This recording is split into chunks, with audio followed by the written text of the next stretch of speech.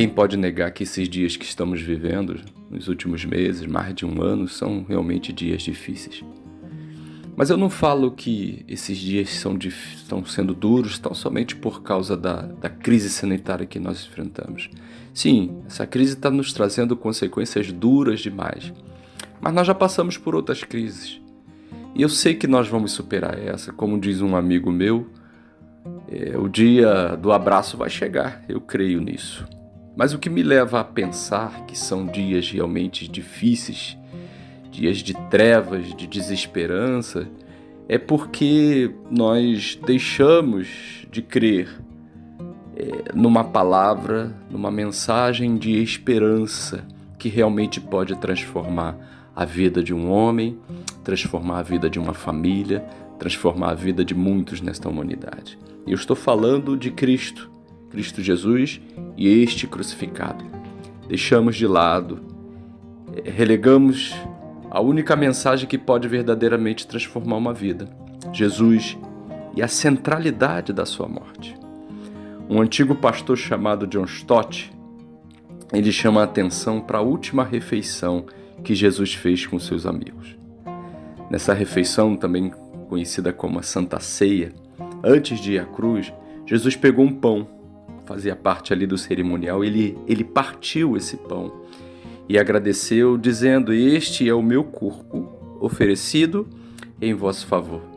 E também pegou o cálice de um vinho e ali ele olhou para aquele vinho, apontou para aquele vinho e falou: "Este é o cálice da nova aliança do meu sangue, derramado em vosso benefício. Carne partida e sangue derramado." Esses símbolos apontam para a morte que Jesus precisou sofrer em nosso lugar.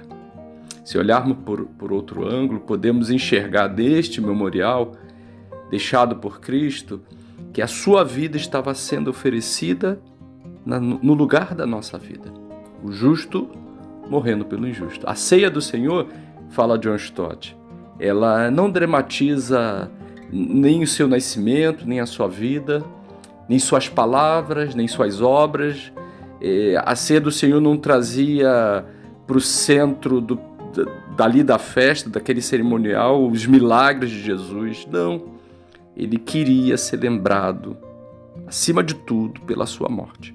A cruz de Cristo, o lugar do sacrifício final, é o centro da mensagem que precisa ser levada ao mundo que morre em agonia. E por dois motivos, essa mensagem, o centro da morte de Jesus, precisa voltar ao lugar central da história da humanidade. Primeiro, é porque que lá na cruz nós podemos enxergar quem realmente nós somos. É na mensagem do justo que precisou morrer no lugar do injusto que entendemos o quanto somos miseráveis e carentes de salvação. Este, para mim, é o maior obstáculo da salvação.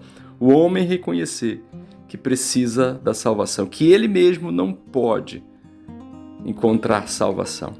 Na cruz, o nosso ego ele não é massageado, pelo contrário. Na cruz, nós somos convidados a morrer com Cristo.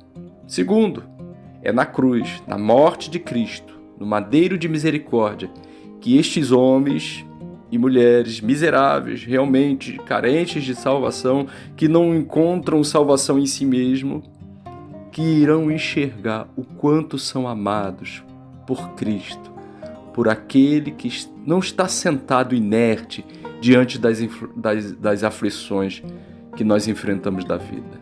Pelo contrário, lá na cruz de Cristo, nós conseguimos ver a expressão máxima do amor incondicional daquele que pisou no nosso mundo para viver nossas misérias e morrer por nossos pecados.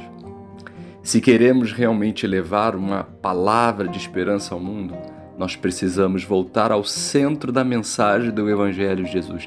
Precisamos retornar à centralidade da sua morte, primeiro na nossa vida, na nossa experiência de vida, e depois compartilhar.